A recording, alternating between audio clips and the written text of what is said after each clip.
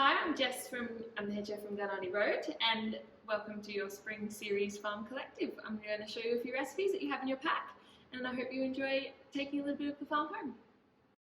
We're going to make the ricotta, which will show you step by step the process of this for your farm collective recipe.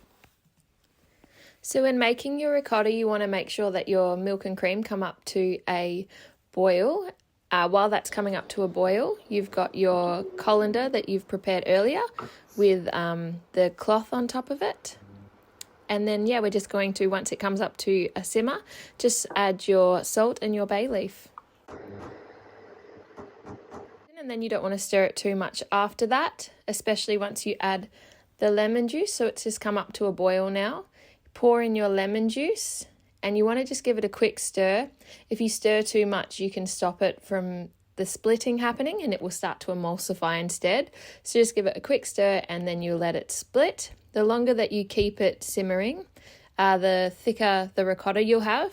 If you want a creamier ricotta, you just simmer it for a less amount of time. So you can see that it's slowly starting to split. So you want to leave this to rest for about 30 to 45 minutes so it completely separates. And then you can slowly start ladling it into your colander that has cheesecloth over it, or you can use chucks or anything else. But the resting period is really important just to make sure that it splits really nicely. You want to keep the whey on the bottom of the bowl. That's what's come off the ricotta, the byproduct of the ricotta.